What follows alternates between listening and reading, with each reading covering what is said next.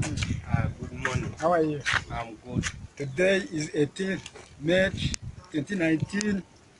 My name is Jean-Claude Kanyandekwe, a student in Bachelor of Arts program with College for America in South New Hampshire University. I'm conducting this interview uh, as part of academic work. With your consent, I will record the interview and be submitted to College for America.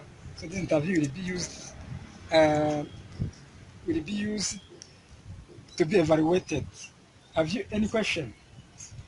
I don't have any question. So if you don't have a question, I want you to state this statement by agreeing this interview. Read here. I, Stephen, I give my informed consent to participate in this interview in order to be recorded and used as part of the student academic work. Thank you. So I'm going to start this interview by asking you some questions. Are you ready? Yeah, I'm ready. Okay. The first question to you is, what are the branches of the government? I know that in the United States there are legislative, Yes. judicial, and uh, there is legislative, Legislative, judicial, judicial. and I don't remember the If you don't third remember, one. no question. Let's continue with the second one. What does each branch do? I know that legislative deals with the making laws, Okay.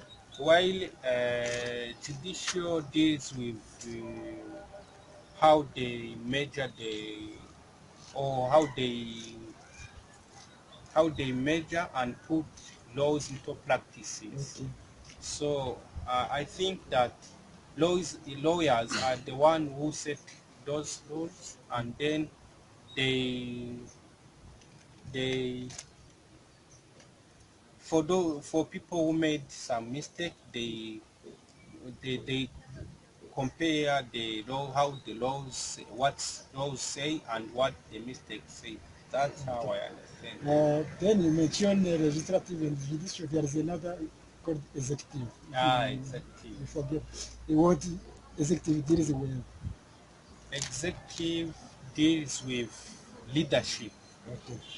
The question number 3. Democrats and Republicans are the major parties.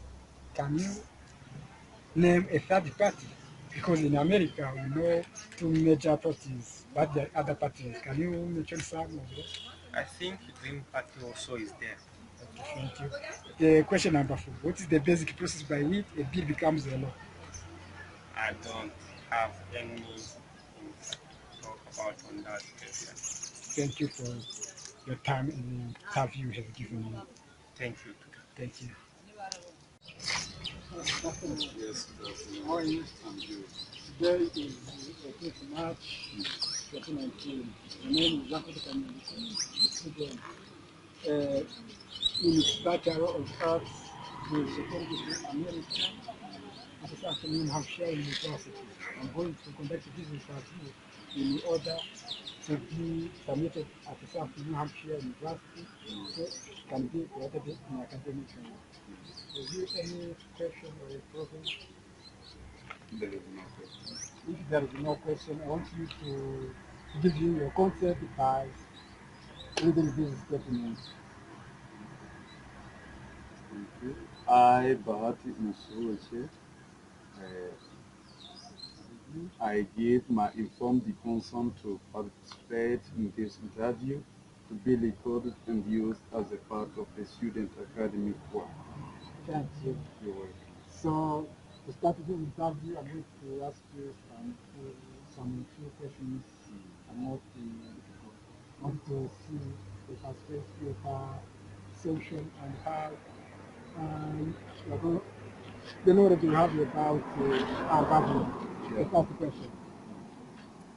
In America, we have three branches of government. Can you tell them their names?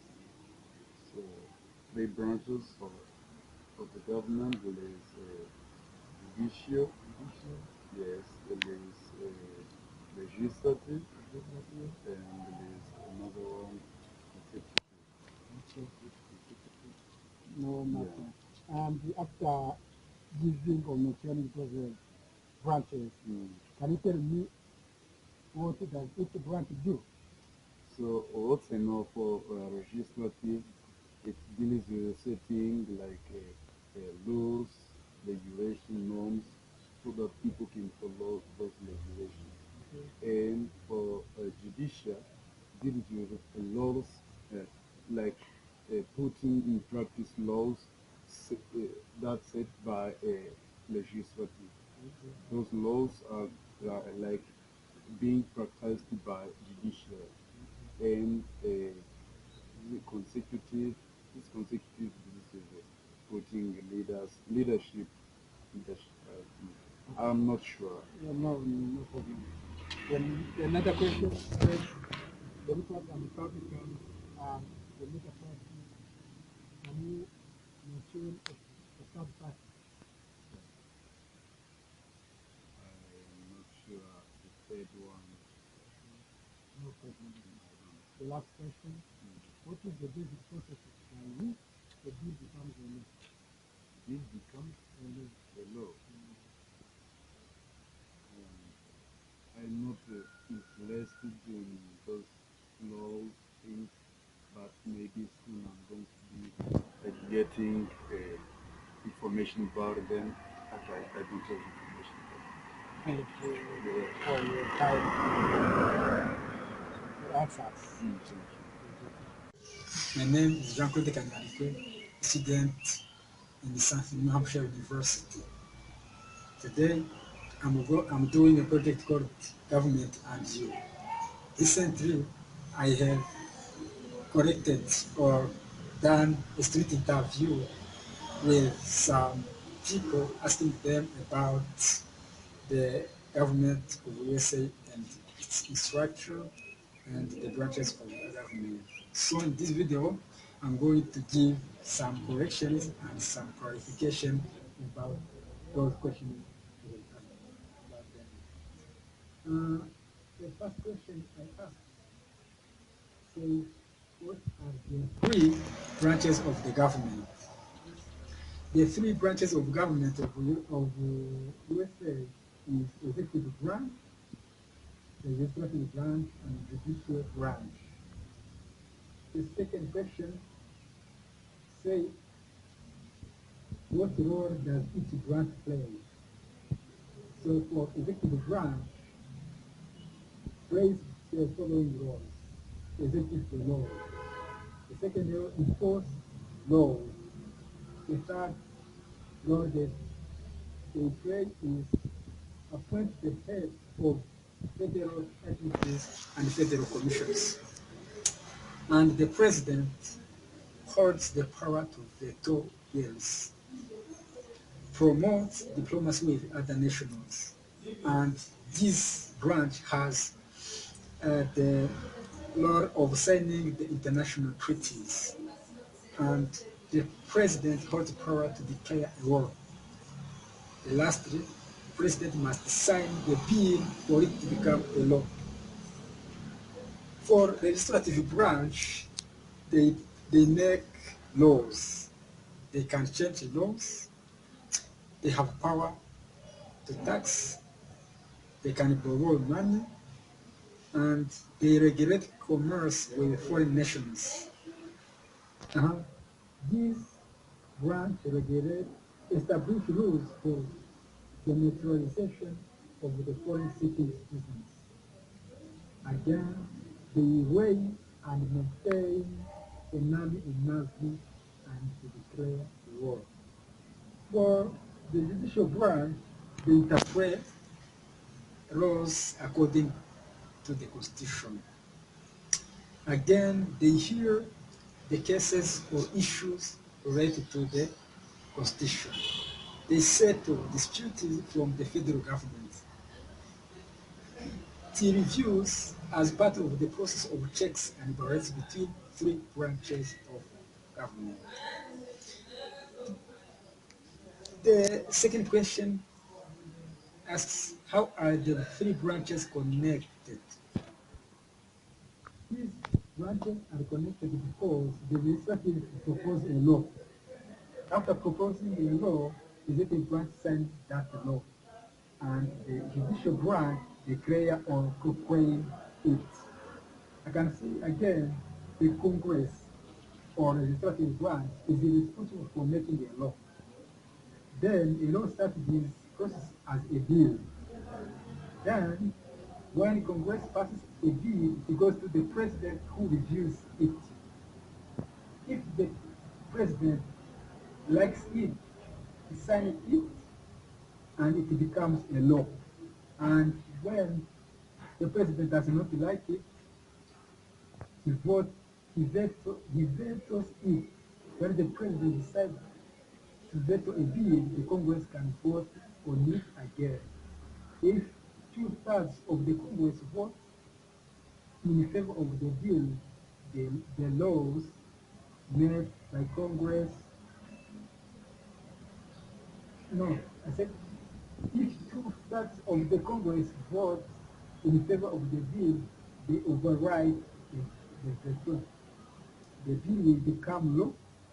The judicial branch can review laws made by Congress and approved by the president. And the judicial branch should decide the law or not. It is called unconstitutional.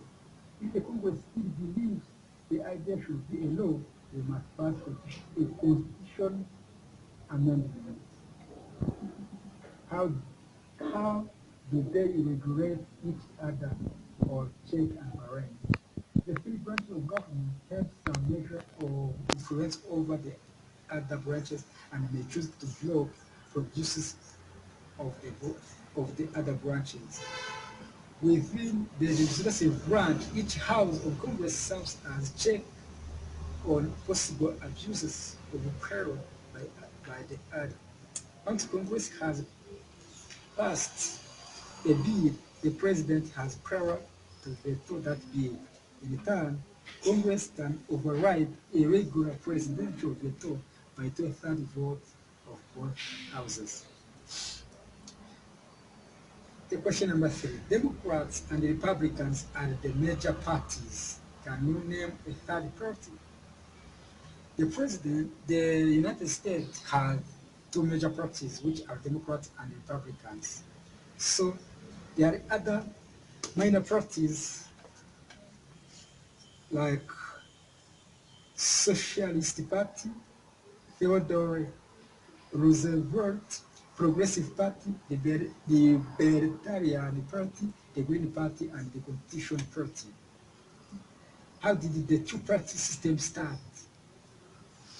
There are numerous logistical reasons that parties have not been more successful in the USA, including the country election structure, ballot rules, and debate rules. These debate rules and ballot rules are the major cause of these two system parties to start. The American election are structured as winner take all. This is another cause caused this two-party system to start, where regardless of the majority, the candidate that wins the popular vote attains office while the runner-up does not gain representation.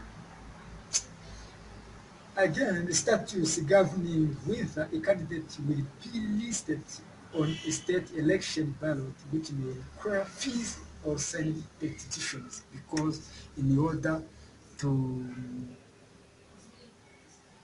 be a big party, you need to have some signing petitions or require some fees of money, matter of money they can do. Again, USA history has been dominated for so long by two-party system that is has become nearly impossible for a third party to come along and compete with Democrats and Republican Party for the political power and influence. Those powers, those two parties have a power. These third parties to compete with these parties so difficult. What impact do third minor parties have on national political? The candidates of third party are allowed to run for and third parties influence elections to the third or minor parties have on national political. The candidates of a third party are allowed to run for and the third parties influence election.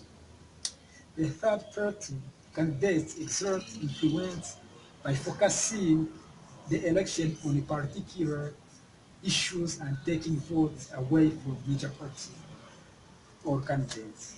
The third party candidates can shift national attention to particular issues. So, what is the basic process by which a bill becomes a law? This is another question. A bill to become a law, first of all, a bill is a proposal for a new law or a change in the law that is put forward by government for consideration by parliament. Creating a new law is, they say, the USA House of Representatives' most important job.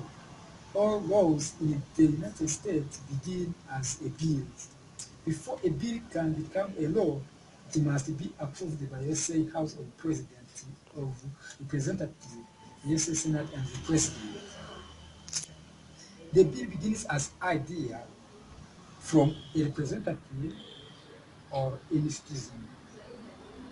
The representative discuss about that idea. If they agree, they research the ideas and write them into bills. The bill is introduced to the House of Representatives. Then the Speaker of the House sends the bill to one of the House standing committees. And then the expert committees members group of representatives who are experts on topics such as agriculture, education, or international relations review, research, and revise the bill before voting on whether or not to send the bill back to the House floor. Then bill is reported. When committee has approved a bill, it is sent or reported to the House floor. Once the reported, a bill is ready to be debated by the USA House of Representatives.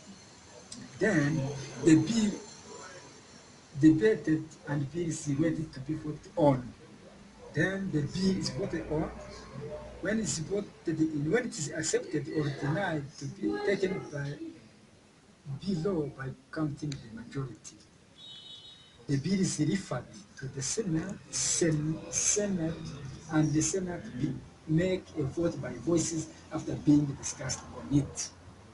Then the bill is sent to the president. The president can sign and pass the bill and becomes a law. The president can refuse to sign or veto. When it denies signing, it is called the veto. Then the bill is sent back to the USA House of Representatives with the reasons for the veto. Then the third method is doing nothing called the veto. And here, the bill becomes a law after 10 years when the Congress is in session. And when the Congress is not in session, the bill doesn't become a law. Then the bill becomes a law and enforced by the government. Thank you.